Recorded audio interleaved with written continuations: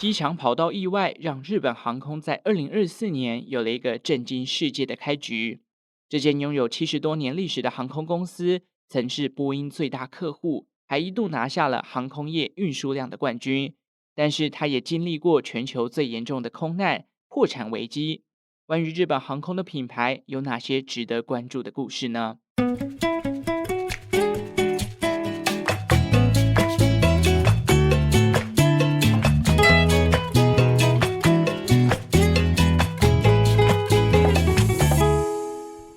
生活周遭的历史大小事，欢迎收听周报时光机，我是主持人派翠克。这一集呢，我们要来讲讲今年初一开局就遇到 trouble 的日本航空。大家还记得吗？这个日航一架516班机在1月2号当天降落在东京羽田机场的时候，因为呢跟跑道上一架海上保安厅的飞机相撞，结果导致起火。幸好在机组人员的指示下，日航班机上面的379人全员平安。不过呢，海保的5名机组人员就不幸的罹难了。今天我们会从介绍日航的成立背景，谈到他们中途破产之后又起死回生的历程，以及公司成立以来最严重的空难，探讨一下这家日本航空的相关故事。这集没有业配，也还没收到抖内。如果你觉得周报时光机的内容不错的话，欢迎用一点小钱支持这个节目继续往下前进哦。没有钱也没关系，但是请追踪周报时光机的 IG 吧。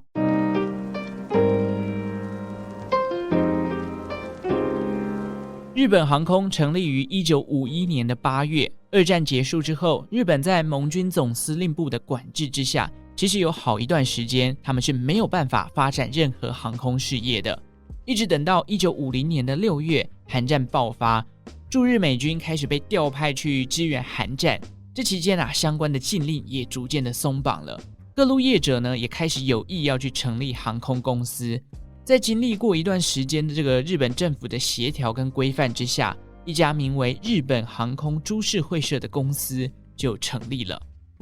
在政府与民间的合作之下，他们是用租用飞机来进行营运的。当时呢，这个日本航空株式会社就像美国的西北航空租用了3台格伦马丁生产的客机。有了飞机之后呢，他们也开始去招募一些这个以前会开飞机的退伍军人或者是一些精通英语的日本人来担任公司的员工，组成他们的机组人员。1951年的9月，日本跟同盟国签订了旧金山合约，等同于是解除了日本战败国的地位，同时也替日本加入联合国铺路。总算这个日本呢，终于可以跟其他同盟国平起平坐了。签约后的下一个月，这个日本航空株式会社也迎来了他们的定期航班，往返东京的羽田机场、大阪国际机场以及福冈国际机场，后来还多了这个北海道的千岁机场。不过从这样听起来就知道，他们一开始都是飞国内的航线。那这个日本航空株式会社呢，在营运了一段时间，随着他们租用来的客机这个租约陆续的到期了，再加上1953年日本国会通过了日本航空株式会社法，将日本航空株式会社呢正名为日本航空，并且政府持有日本航空50%的股权，成为最大的股东。这时候日本航空就改为一个国营企业的状态了。1954年呢，日本航空迎来了他们首次也是日本的第一条国际航线，从东京的羽田机场飞往美国的旧金山机场，中途呢会先经过太平洋岛上的威克岛，在那边加油之后，再飞到夏威夷的檀香山机场，在那边停留一下之后，再继续飞到了美国的旧金山机场。短短几年的时间呢，这个日航就拥有了国内外的航线。不过它还算是一个新创公司嘛，你看从51年到54年，不过短短3年，他们还是难以去跟欧美航空来做比拼哦。而且即便日本虽然跟这个同盟国他们都签订了这个旧金山合约，脱离战败国的标签了，但当时呢还是饱受欧美人士的嘲讽跟歧视，包含日航早期因为公司所拥有的机组人员跟他们的飞机数量都偏少，所以很常有误点或者是航班临时取消的状况。我们知道这个日航的代号是 JAL， 在当时啊，这个欧美人士嘲笑日本航空，就把它的 JAL 改名叫做 Just Always Late， 总是迟到。可以看得出来，大家对于日航的这个表现是非常的看不起的。另外就是我们在讲日本品牌的时候很常提到的1950年代日本的经济环境还在战后复苏的阶段，因此呢也没有什么钱，政府甚至对海外旅行进行了各种的限制，避免国内的钱流往国外，所以日本人自己要出国根本就是层层关卡，不让你出去，让你要把钱留在日本。那外国人对于早期日本航空的刻板印象又是觉得是一家不够好的航空公司，所以说日航的初期其实是非常非常的辛苦的那根据日航官网的这个数据揭露他们记录了1950年代飞去旧金山的单程机票的价格，大家要不要猜一下要多少钱？答案是大概5万多块新台币5万块放到现代都觉得有点贵了更何况那个年代真的是天价来着啦。所以说呢，综合以上的原因，日本人要出国非常困难，欧美人看不起日本航空，机票又贵，这真的是困难重重不过对于日本人来说，这个日航不仅仅是企业而已，它更是象征了这个国家的品牌，在国际上还不被认同，因此政府呢也十分的积极，想要扭转这个日航的负面形象。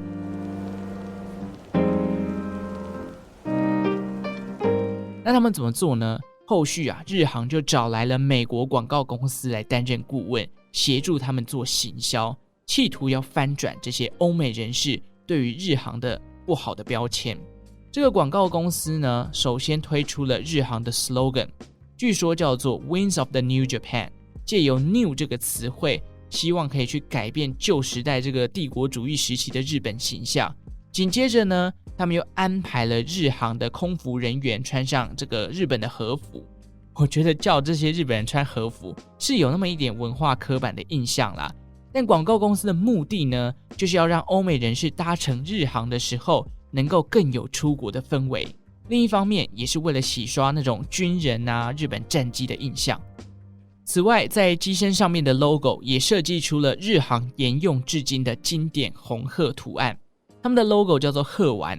1958年，当时的广告总监 Jerry Huff 将丹顶鹤的形象结合了日本大名家纹的概念，放到了日航的飞机上。由于这个丹顶鹤在其实东方的神话当中都会跟长寿吉祥和平连结在一起，同时丹顶鹤本身就是鸟嘛，就是有种飞翔的感觉，那加上听说丹顶鹤是一个非常非常能飞的鸟类，强大的飞行能力加上它有吉祥和平之意，让丹顶鹤成为了日航的 logo， 并且在1959年的时候正式的亮相了。虽然说这个 logo 呢，在2002年的时候曾经一度被换掉，但是在2011年之后又被拿回来使用了顺带一提的是，这个 Jerry Huff 非常的长寿他直到去年才因为生病而离世，他享受96岁。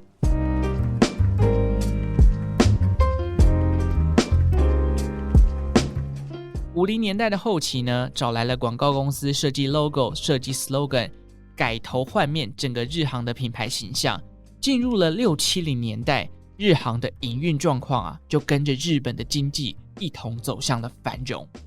包含他们引进了更多的新飞机，吸引海内外的游客乘坐，同时呢，也陆续的设立飞往欧亚地区的航线。再加上日本承办了1964年的东京奥运，随着海外人士来到日本的比例日益增加，日本的经济也逐渐的走强。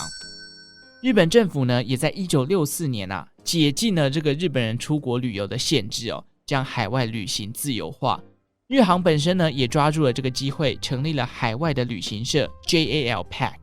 并且在1965年开始跟日本人销售这些海外旅行团的这个方案，日本人的跟团旅游也就逐渐的活络起来。进入到70年代，日航引进了大型的客机，也就是非常经典的波音747。这时期他们也跨足到了海外去经营饭店，可以看得出来越来越多钱可以去做一些额外的投资了。不过70年代其实日航也遭遇了不少的乱流啦，包包含了1972年中日两国发表声明宣布建交，当时中共还送了2只熊猫给日本人，分别是康康跟兰兰，而这个熊猫呢，就是乘坐日航的飞机抵达东京的。我就在想，这个中共到底有多喜欢送熊猫给人家做外交啊？世界上收过中共熊猫的国家还真的不算少哦，包含日本、苏联、北韩、西班牙、墨西哥、美国，他们都收过2只熊猫。其实不止中共啦，这个当时蒋中正呢，他还在中国的时候，也当初为了要感谢这个美国协助经济救援，他也送了熊猫给美国。熊猫真没想到是一个这么好送礼的工具耶。那也由于日本跟中共建交的关系，他们的联合声明里面有提到，这个被指定为国家的代表航空公司只能飞中国，不能飞台湾，所以日航有好一段时间没有办法飞到台湾来。但是呢，随着这个台日交流越来越频繁的状况下，断航根本是一种对于经贸往来的巨大伤害。所以后来在1975年，日本人希望恢复台湾航班的情况下，日航就成立的子公司叫做日本亚细亚航空，为了要回避这个政治问题这才恢复了飞往台湾的航线。到了千禧年之后呢，这个中共的限制性规定逐渐的被淡化，加上日航呢也完全的民营化了。到了2008年，日本的亚细亚航空就收回到了日航内部，日航也就接回了台湾的航线哦。除此之外，70年代还有石油危机加上在 Uniqlo 里面有提到这个安保斗争。这个安保斗争结束之后呢，渐渐窜出头的日本新左翼势力，其中有一个非常可怕的武装组织，叫做日本赤军。当时呢，也是造成了许多航空业者人心惶惶的存在，因为他们会劫机。整个70年代，日航就被日本赤军劫机了3次，这个频率之高，非常的可怕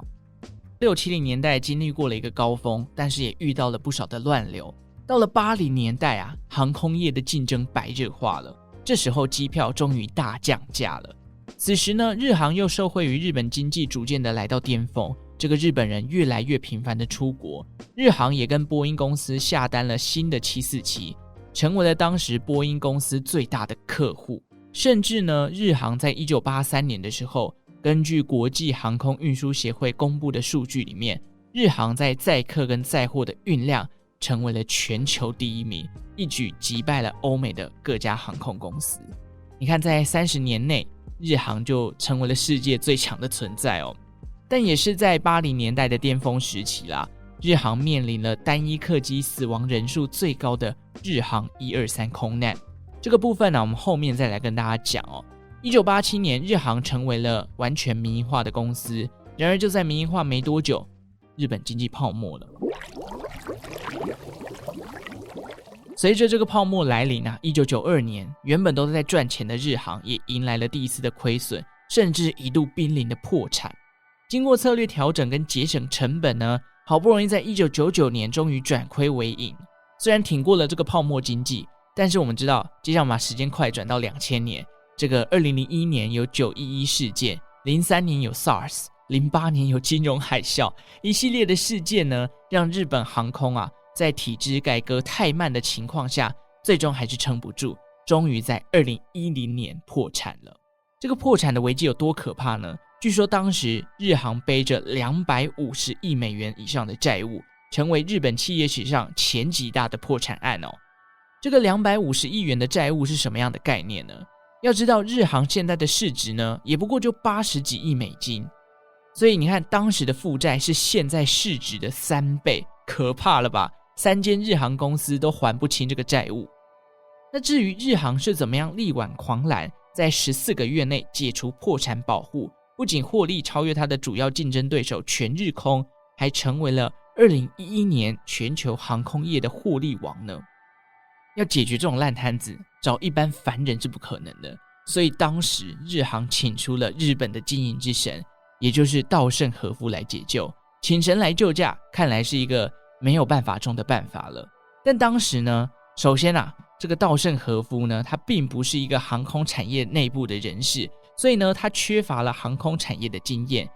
另外在那个年代，稻盛和夫已经是一个78岁的退休人士了，所以难免被人家怀疑说他哪来的能力可以去拯救一个破产的航空公司呢？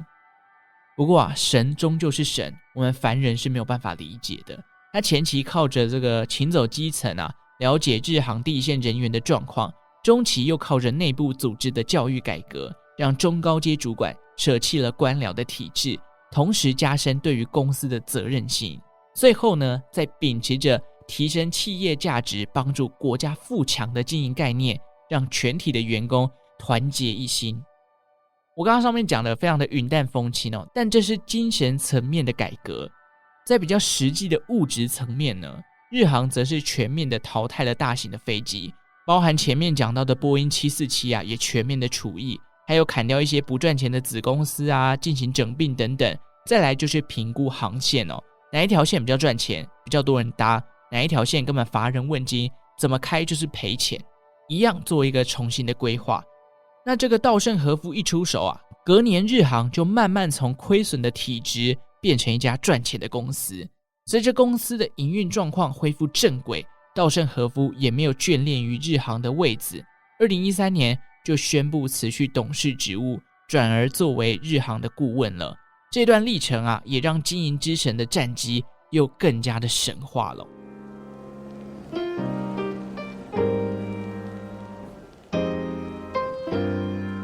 日航这家公司的历程，我觉得真的是很戏剧性从一开始不被看好，到后来成为全球第一，到后来又破产，又被经营之神给救起来，真的是非常的戏剧化。那到了2023年根据 Skytrax 全球最佳航空公司的排名，日航排名在第5名。那也因为2024年的一场意外，让世界看见了日航在面临危机时刻的处理能力，以及缜密的飞安训练，也让我们这些搭飞机的乘客见识到 follow 机组人员指示的重要性新闻说18分钟就让379人逃生完成，其中90秒撤离呢，更被称为是一次奇迹性的壮举。BBC 在事件发生之后有访问到一位曾经在日航服务过的机组人员，他跟这个 BBC 透露，新机组人员呢，如果你要在日航的飞机上值班，你要先接受长达3周的严格疏散和救援培训，包含了笔试案例的研究讨论，以及不同场景的实际培训，然后你才能够在这个航班上去服役重点是这个培训是每年都要重复进行的。坦白说啦，我是不知道各大航空公司的这个教育训练跟规范，但无论如何这些训练呢，都是未来如果真的不小心遇到意外，这个分秒必争的状态下，一个非常非常重要的保命关键。我其实在写这集稿子的时候呢，有一个新闻出来了，就是日航迎来了73年以来第一位的女性社长，她叫做鸟取三金子。那现任的社长呢，赤坂佑二，她要晋升成为了会长。虽然台湾人一般搭飞机去日本好像不太会选择日航或全日空，大家应该还是会选择我们自己比较熟悉的，包含像华航长荣新宇虎航等等。就算你是选择日本航空公司，好像也多以这种乐淘这个廉价航空为主啦。但因为我搭飞机的次数也不多，而不代表台湾人所有的人的立场。我上次去日本是搭星宇航空啦，那时候星宇才刚出来，而且我是经过了多个方案的比较这个机加酒什么不同的饭店等等，比较下来，我跟我女朋友都觉得星宇这个方案不错，加上我们有点私心刚好星宇刚出来嘛，想说赶快去搭看看，而且星宇的制服是真的很好看OK， 以上就是有关于日航的介绍啦。至于难以抹灭的这个悲剧这一集讲的有点长日航123的空难，我觉得就留到礼拜4再跟大家分享OK， 最后呢，来念几个时空旅人的回馈吧。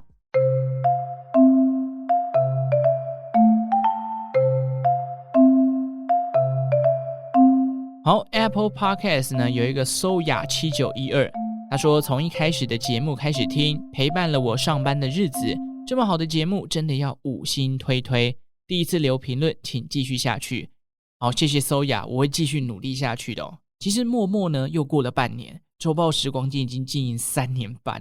这个时间真的非常的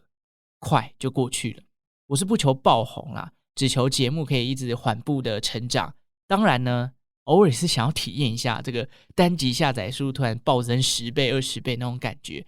我目前为止这个下载数都还算是蛮稳定的状态，虽然最近有一点撞墙期，就停滞在那边了，因为这个 Apple Podcast 都不推我的节目没有啦。但是就是希望哪一天呢，突然有一集被大家搜寻到，突然冲一个10倍、20倍，那个感觉跟中乐透也许有得比哦。再来呢是不能养猫的猫奴，他说超级多元的历史知识千万不要错过，派翠克加油，谢谢猫奴。身为狗派的我现在也变成猫奴了转眼已经当了1年的猫奴了，我真的是狗派之耻啊不过没关系啊，毛小孩多半都是疗愈的只有半夜它会变成恶魔。